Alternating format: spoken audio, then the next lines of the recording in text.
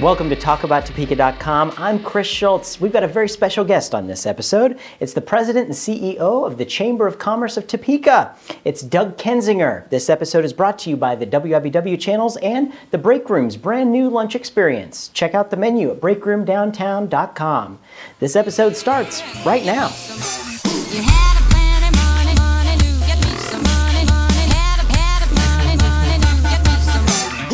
We've got a very important show for you. I'm here with Doug Kinsinger, the president and CEO of the Chamber of Commerce of Topeka. Doug, thank you so much for joining us.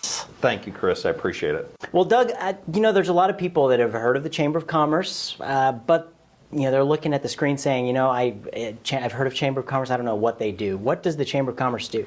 Well, really, we're a private, nonprofit business membership association. We're here to provide benefits and services to the business community. But our overarching goal is really to help grow the community and make sure we have the strongest business climate we can to make sure that businesses want to come here and operate here and to make it the kind of community that everybody would like to live, work, and play. That's a simple way to describe it. Sure, yeah. The things that are really important Sure. To the community, bringing money in from outside of the city. What's your background? What brings you to the Topeka? Well, I'm actually a farm kid from Iowa, so not too far from here, and started actually in Chamber of Commerce work when I was an intern in college at Iowa. So I started in chamber work then and have been working actually in it for the last 33 years. Progressed through Iowa, a little bit of time in Nebraska, also in the Midwest, and then moved to Texas and Florida for a number of years in my career. But I've been back here in the Midwest in Topeka now for almost 11 years and really love it. Wow. Glad to be back here and very happy in this community. Very good. So the primary function of the Chamber of Commerce is to bring business, to support business and bring them to town. How do you guys go about doing that? I mean, we just recently got Mars to come to Topeka. Yeah. I guess, how did that process happen? Well, it's more complex and it takes more time and Sure. effort than people say, oh, you just talk to a few people and they come here overnight. It normally starts with a couple of processes, and the first thing is to make sure that there are the appropriate places that business would like to come to and locate. Yeah. And we started several years back in looking for new sites, land, actually that we thought would be an attractive location for new business and industry, and found the Kinsinger Commerce Park area out directly west of Heartland Park, Topeka, the racetrack. And as we get that zoned and properly laid out, we extended utilities down there, and then we started marketing that site in some advertisements and speaking to not only business people, but there's a large group of what we refer to as mainly the deal makers in our business called site location consultants. So we try to network with those nationally to make sure they know where Topeka is, what we have to offer. And as projects come through, then they begin to make sure they consider us for a viable location. And when Mars first started their inquiry, quite often we never even know who they are. They don't disclose that, and quite often until further in the process as we sign a non-disclosure agreement. But quite often it is a series of, it could be anywhere from a minimum of 6 months, quite often to a year or 2 years of very in-depth questions, analysis from all different kinds of information, from relating to our workforce, to the skills available here, to our infrastructure, to local incentives or the tax structure that's at our state or local level, and making sure that we have the credibility and the ability to respond to their needs in a fairly short but credible manner, that they have trust that we can do what they need. Sure, absolutely. And bringing jobs like Mars to town, those are what you call primary jobs. Right. And you may have seen the commercials on TV saying we need primary jobs. What is a primary job? I mean, well, there's no such thing as a bad job, but there are some jobs that have more value to our economy, and that's why we call them primary jobs.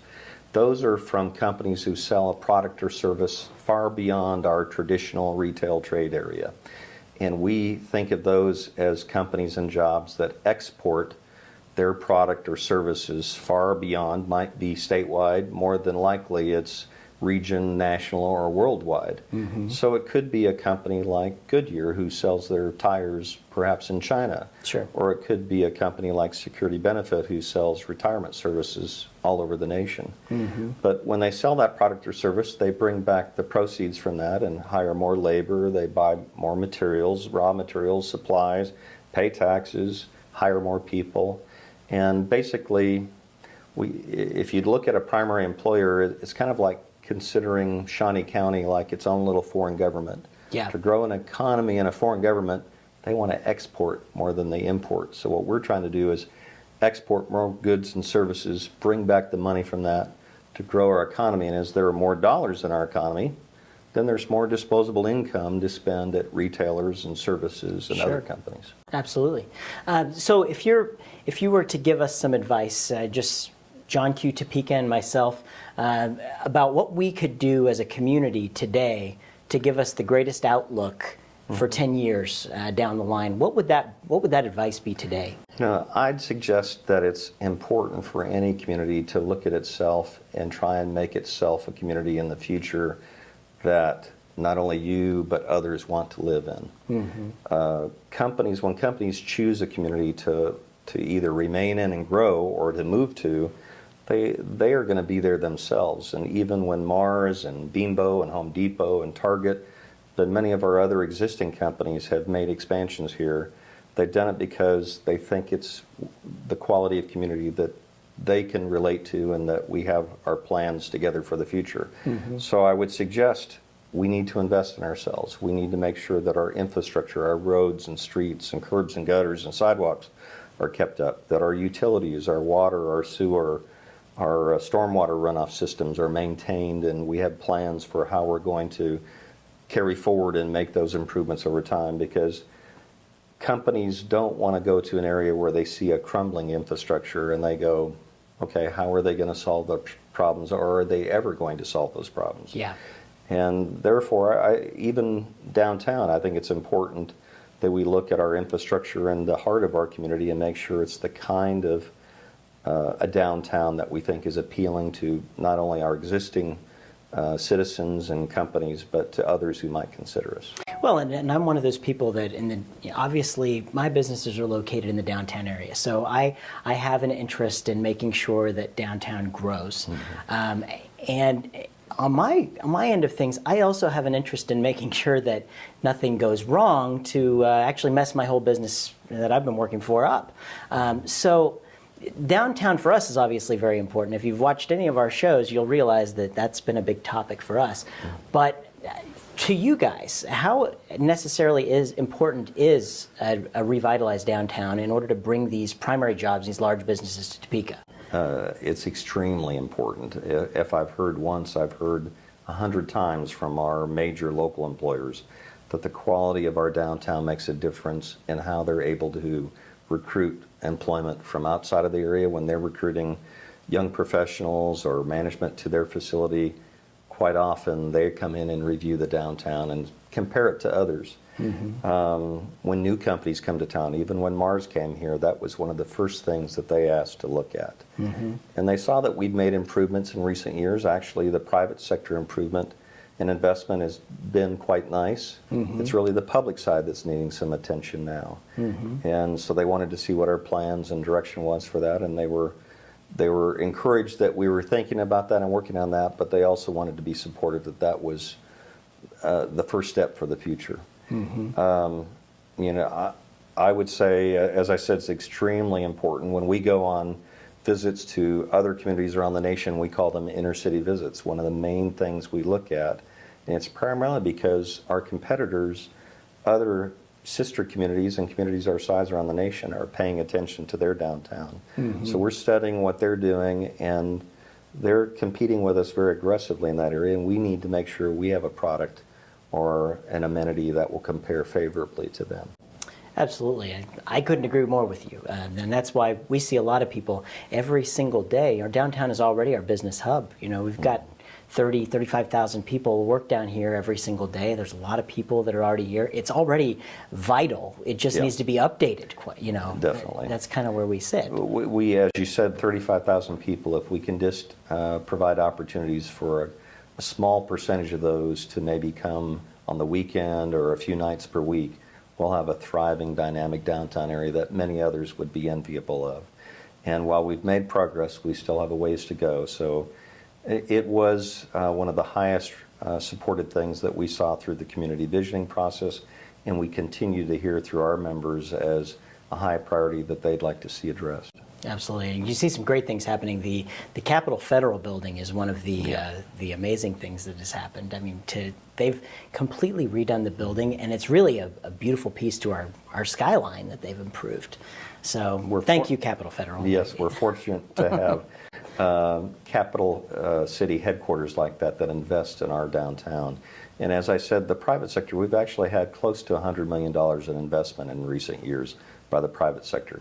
We haven't had hardly any from the public sector on the public infrastructure that needs to be addressed now. As a property taxpayer downtown, I know my personal liability is about $1,000 a month just for property taxes alone, and you see that and you expect those things to work, and you really hope that people kind of come around and say, hey, yeah, we have to do something about this. So. Yeah. That's what we're working on. So, yeah. Well, Doug, thank you so much for coming and being on our show. Really do appreciate it. But of course, I cannot let you go until we do the notorious lightning round. Okay. Ah, yes. Okay. That's where I put 60 seconds on the clock, and I ask you a bunch of silly questions, and you give me the first thing that pops off your head. Okay. All right, 60 seconds on the clock, and go. What's your favorite kind of food? Mexican food. All right. If a person were to die and then come back to life, should they get the money back on their coffin? That's a good question, but I would say no. Once a business deal, always a business deal. That's right. You can't really reuse it. I wouldn't. No. What's your favorite hobby? Actually, I love to play racquetball and golf. I've been getting into those quite a bit, so those are my hobbies now. Very good. At a movie theater, which armrest is yours? Both. That's what I've been saying. What was your favorite TV show when you were a kid? Oh, gosh. Any TV sitcom I was a fan of, but probably Mork and Mindy, because I just thought he was a comic genius, actually. It's a great Robin show. Williams, yeah. What's your favorite tourist attraction in Topeka? Oh, actually, the state capitol's got to be number one. Very good. No question. Very good. And what is your favorite television show to watch every Tuesday night at 9:30 on MyTV? I think it would be talkabouttopeka.com. All right. Doug, thank you so much for coming, and keep up all the great work that you guys are doing at the Chamber. Thank you very much, Chris. You bet. Thank you.